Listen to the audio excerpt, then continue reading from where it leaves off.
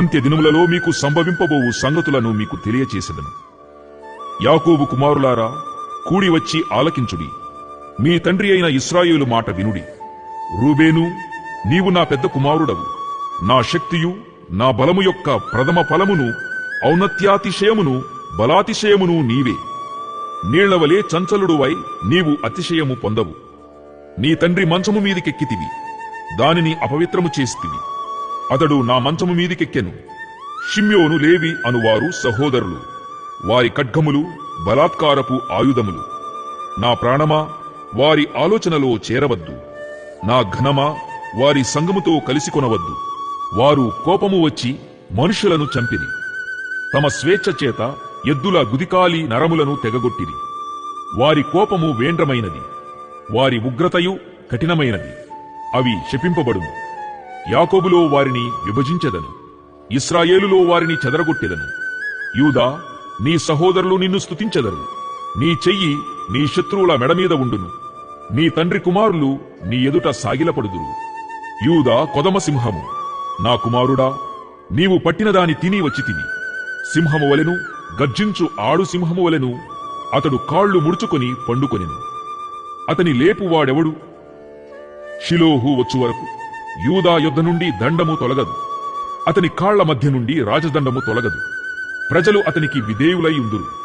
ద్రాక్షావల్లికి తన గాడిదను, ఉత్తమ ద్రాక్షావల్లికి తన గాడిద పిల్లను కట్టి, ద్రాక్షారసములో తన బట్టలను, ద్రాక్షల రక్తములో తన వస్త్రమును ఉదుకును. అతని కన్నులు ద్రాక్షారసము చేత ఎర్రగాను, అతని పళ్ళు పాలచేత తెల్లగాను ఉండును. జబూలూను సముద్రపు రేవున నివసించును. అతడు ఓడలకు రేవుగా ఉండును.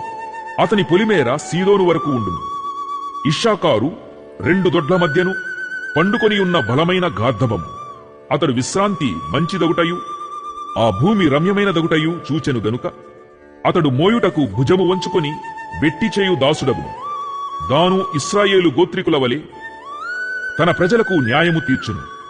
దాను త్రోవలో సర్పముగాను, దారిలో కట్లపాముగాను ఉండును.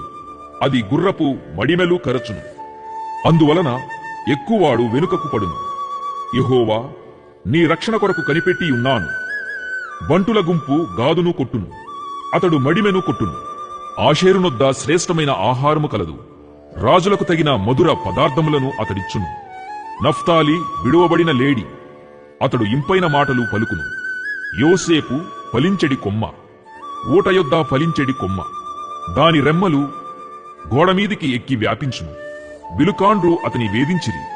వారు బాణములను వేసి అతని హింసించిరి.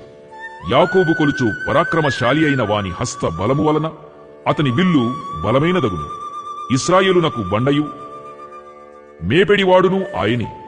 నీకు సహాయము చేయు నీ తండ్రి దేవుని వలనను, పైనుండి మింటి దీవెనలతోనూ, క్రింద దాగియున్న అగాధ జలముల దీవెనలతోనూ, స్తనముల దీవెనలతోనూ, గర్భముల దీవెనలతోనూ నిన్ను దీవించు సర్వశక్తుని దీవెన వలనను అతని బాహుబలము దిట్టపరచబడును. నీ తండ్రి దీవెనలు నా పూర్వీకుల దీవెనలపైని చిరకాల పర్వతముల కంటే హెచ్చుగా ప్రబలమగును. అవి యోసేపు తలమీదను, తన సహోదరుల నుండి వేరుపరచబడిన వాని నడినెత్తిమీదనూ ఉండును. బెన్యామీను చీల్చునట్టి తోడేలు, అతడు ఉదయమందు ఎరను తిని అస్తమయమందు దోపుడు సొమ్ము పంచుకొనును.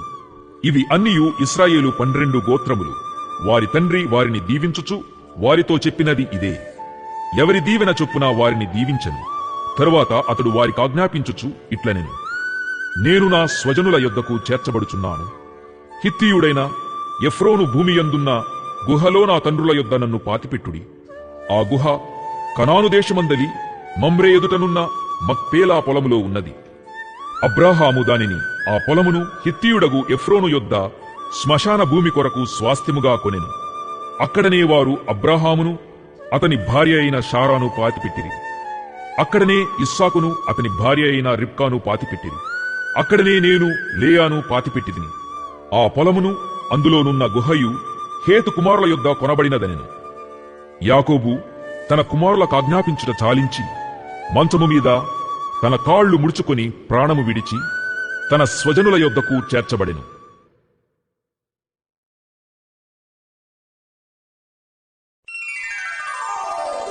50వ అధ్యాయం. యోసేపు తన తండ్రి ముఖము మీద పడి అతని గూర్చి ఏడ్చి అతని ముద్దు పెట్టుకొనెను. తరువాత యోసేపు సుగంధ ద్రవ్యములతో తన తండ్రి శవమును సిద్ధపరచవలెనని తన దాసులైన వైద్యులకు ఆజ్ఞాపించెను గనుక ఆ వైద్యులు ఇశ్రాయేలును సుగంధ ద్రవ్యములతో సిద్ధపరచిరి. సుగంధ ద్రవ్యములతో సిద్ధపరచబడు వారి కొరకు దినములు సంపూర్ణమగునట్లు అతని కొరకు 40 దినములు సంపూర్ణమాయెను. అతని గూర్చి ఐగుప్తీయులు 70 దినములు అంగలార్చిరి. అతని గూర్చిన అంగలార్పు దినములు గడిచిన తరువాత యోసేపు ఫరో ఇంటి వారితో మాటలాడి, మీ కటాక్షము నా మీదనున్న ఎడల మీరు అనుగ్రహించి నా మనవి ఫరో చెవిని వేసి నా తండ్రి నా చేత ప్రమాణము చేయించి, ఇదిగో నేను చనిపోవుచున్నాను, కనానులో నా నిమిత్తము సమాధి త్రవ్వించి తిని గదా, అందులోనే నన్ను పాతిపెట్టవలెనని చెప్పాను. కాబట్టి సెలవైతే నేనక్కడికి వెళ్లి నా తండ్రిని పాతిపెట్టి మరలా వచ్చేదనని చెప్పుడనెను. అందుకు ఫరో, అతడు నీచేత చేయించిన ప్రమాణం చొప్పున వెళ్లి నీ తండ్రిని పాతిపెట్టుమని సెలవిచ్చాను. కాబట్టి యోసేపు తన తండ్రిని పాతిపెట్టుటకు పోయెను. అతనితో ఫరో ఇంటి పెద్దలైన అతని సేవకులందరూ, ఐగుప్తు దేశపు పెద్దలందరూ, యోసేపు ఇంటి వారందరూ, అతని సహోదరులను, అతని తండ్రి ఇంటి వారును వెళ్ళిరి. వారు తమ పిల్లలను, తమ గొర్రెల మందలను, తమ పశువులను మాత్రము గోషేను దేశములో విడిచిపెట్టిరి. మరియు రథములును రౌతులును అతనితో వెళ్ళినందున ఆ సమూహము బహు విస్తారమాయెను. యోర్దానునకు అవతలనున్న ఆటదు కళ్లమునొద్దకు చేరి అక్కడ బహుఘోరముగా అంగలార్చిరి. అతడు తన తండ్రిని గూర్చి 7 దినములు దుఃఖము సెలిపెను. ఆ దేశమందు నివసించిన కనానీయులు ఆటదు కళ్లమునొద్ద ఆ దుఃఖము సలుపుట చూచి, ఐగుప్తీయులకు ఇది మిక్కటమైన దుఃఖమని చెప్పుకునిరి గనుక దానికి ఆబేల్ మిస్రాయిము అను పేరు పెట్టబడింది. అది యోర్దానునకు అవతలనున్నది. అతని కుమారులు తన విషయమై అతడు వారికాజ్ఞాపించినట్లు చేసిరి. అతని కుమారులు కనాను దేశమునకు అతని శవమును తీసుకొనిపోయి మక్పేలా పొలమందున్న గుహలో పాతిపెట్టిరి. దానిని, ఆ పొలమును అబ్రహాము తనకు శ్మశానము కొరకు స్వాస్థ్యముగా నుండు నిమిత్తము మమ్రే ఎదుట హిత్తీయుడైన ఎఫ్రోను యొద్ద కొనెను. యోసేపు తన తండ్రిని పాతిపెట్టిన తరువాత అతడును అతని సహోదరులను అతని తండ్రిని పాతిపెట్ట వెళ్లిన వారందరూ తిరిగి ఐగుప్తునకు వచ్చిరి. యోసేపు సహోదరులు తమ తండ్రి మృతి పొందుట చూచి, ఒకవేళ యోసేపు మన యందు పగపట్టి మనమతనికి చేసిన కీడంతటి చొప్పున మనకు నిశ్చయముగా కీడు జరిగించుననుకుని యోసేపునకు ఈలాగు వర్తమానము పంపిరి. నీ తండ్రి తాను చావకమునుపు ఆజ్ఞాపించినదేమనగా, మీరు యోసేపుతో, నీ సహోదరులు నీకు కీడు చేసిరి గనుక దయచేసి వారి అపరాధమును వారి పాపమును క్షమించుమని అతనితో చెప్పుడని. కాబట్టి దయచేసి నీ తండ్రి దేవుని దాసుల అపరాధము క్షమించుమనిది. వారు యోసేపుతో ఈలాగు మాట్లాడుచుండగా అతడు ఏడ్చెను. మరియు అతని సహోదరులు పోయి అతని ఎదుట సాగిలపడి, ఇదిగో మేము నీకు దాసులమని చెప్పగా, యోసేపు భయపడకుడి, నేను దేవుని స్థానమందున్నానా? మీరు నాకు కీడు చేయనుద్దేశించితిరిగాని నేటి దినమున జరుగుచున్నట్లు, అనగా బహు ప్రజలను బ్రతికించున్నట్లుగా అది మేలుకే దేవుడు ఉద్దేశించెను. కాబట్టి భయపడకుడి, నేను మిమ్మును మీ పిల్లలను పోషించదనని చెప్పి వారిని ఆదరించి వారితో ప్రీతిగా మాటలాడెను. యోసేపు అతని తండ్రి కుటుంబపు వారును ఐగుప్తులో నివసించిరి. యోసేపు 110 సంవత్సరములు బ్రతికెను. యోసేపు ఎఫ్రాయిము యొక్క 3వ తరము పిల్లలను చూచెను. మరియు మనష్షే కుమారుడైన మాకీరునకు కుమారులు పుట్టి యోసేపు ఒడిలో ఉంచబడిరి. యోసేపు తన సహోదరులను చూచి, నేను చనిపోవుచున్నాను, దేవుడు నిశ్చయముగా మిమ్మును చూడవచ్చి ఈ దేశములో నుండి తాను అబ్రహాము, ఇస్సాకు, యాకోబులతో ప్రమాణము చేసి ఇచ్చిన దేశమునకు మిమ్మును తీసుకొని పోవునని చెప్పెను. మరియు యోసేపు, దేవుడు నిశ్చయముగా మిమ్మును చూడవచ్చును, అప్పుడు మీరు నా ఎముకలను ఇక్కడ నుండి తీసుకుని పోవలెనని చెప్పి ఇశ్రాయేలు కుమారుల చేత ప్రమాణము చేయించుకొనెను. యోసేపు 110 సంవత్సరముల వాడై మృతి పొందెను. వారు సుగంధ ద్రవ్యములతో అతని శవమును సిద్ధపరచి ఐగుప్తు దేశమందు ఒక పెట్టెలో ఉంచిరి.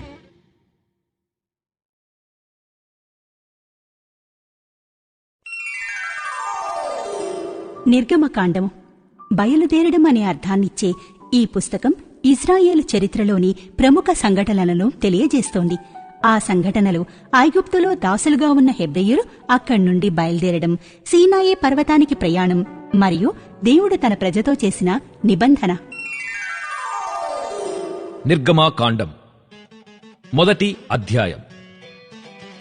ఐగుప్తులోనికి యాకోబుతో వచ్చిన ఇశ్రాయేలీయుల పేర్లు ఏవనగా రూబేను, షిమ్యోను, లేవి, యూదా, ఇశ్శాకారు, జబూలూను, బెన్యామీను, దాను, నఫ్తాలి, గాదు, ఆషేరు. వీరిలో ప్రతివాడును తన తన కుటుంబముతో వచ్చాను. యాకోబు గర్భమున పుట్టిన వారందరూ 70 మంది.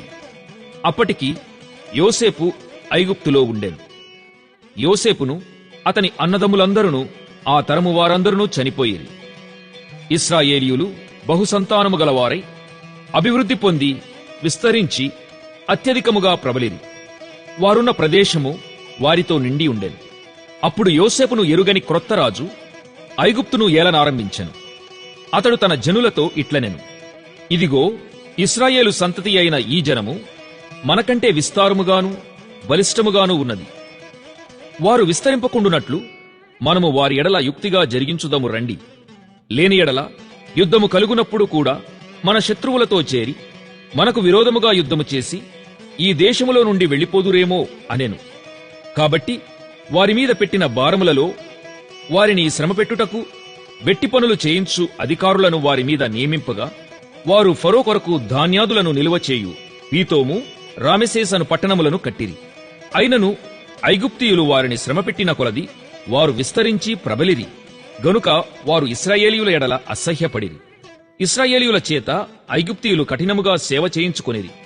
వారు ఇశ్రాయేలీయుల చేత చేయించుకొనిన ప్రతి పనియు కఠినముగా ఉండెను. వారు జిగటమంటి పనిలోను, ఇటుకల పనిలోను, పొలములో చేయు ప్రతి పనిలోను కఠిన సేవ చేయించి వారి ప్రాణములను విసికించిరి. మరియు ఐగుప్తు రాజు షిఫ్రా, పూయా అను హెబ్రీయుల మంత్రసానులతో మాటలాడి, మీరు హెబ్రీ స్త్రీలకు మంత్రసాని పని చేయుచు వారిని కాన్పుపీటల మీద చూచినప్పుడు మగవాడైన ఎడల వాని చంపుడి, ఆడుదైన ఎడల దాని బ్రతుకనీయుడని వారితో చెప్పెను. అయితే ఆ మంత్రసానులు దేవునికి భయపడి ఐగుప్తురాజు తమకాజ్ఞాపించినట్లు చేయక మగపిల్లలను బ్రతుకనీయగా, ఐగుప్తురాజు ఆ మంత్రసానులను పిలిపించి, మీరెందుకు మగపిల్లలను బ్రతుకనిచ్చితిరి? ఈ పని ఎలా చేస్తిరి అని అడిగెను. అందుకు ఆ మంత్రసానులు, హెబ్రీ స్త్రీలు ఐగుప్తు స్త్రీల వంటి వారు కారు, వారు చురుకైన వారు. మంత్రసాని వారి యొద్దకు వెళ్లక మునుపే వారు ప్రసవించియుందురని ఫరోతో చెప్పిరి. దేవుడు ఆ మంత్రసానులకు మేలు చేశాను. ఆ జనము విస్తరించి మిక్కిలి ప్రబలెను. ఆ మంత్రసానులు దేవునికి భయపడినందున ఆయన వారికి వంశాభివృద్ధి కలుగజేశాను. అయితే ఫరో, హెబ్రీయులలో పుట్టిన ప్రతి కుమారుని నదిలో పారవేయుడి, ప్రతి కుమార్తెను బ్రతుకనీయుడి అని తన జనులందరికీ ఆజ్ఞాపించెను. అప్పుడు పరిసయ్యులును సద్దూకయ్యులును వచ్చి ఆయనను శోధించుటకు ఆకాశము నుండి ఒక సూచక క్రియను తమకు చూపమని ఆయనను అడుగగా, ఆయన ఇట్లనెను: సాయంకాలమున మీరు ఆకాశము ఎర్రగా ఉన్నది గనుక వర్షము కురియదనియు, ఉదయమున ఆకాశము ఎర్రగాను మబ్బుగాను ఉన్నది గనుక నేడు గాలివాన వచ్చుననియూ చెప్పుదురుగదా. మీరు ఆకాశ వైఖరి వివేచింపనెరుగుదురుగాని ఈ కాలముల సూచనలను వివేచింపలేరు. వ్యభిచారులైన చెడ్డతరము వారు సూచక క్రియనడుగుచున్నారు. అయితే యోనాను గూర్చిన సూచక క్రియయే గాని మరి ఏ సూచక క్రియ అయినా వారికనుగ్రహింపబడదని వారితో చెప్పి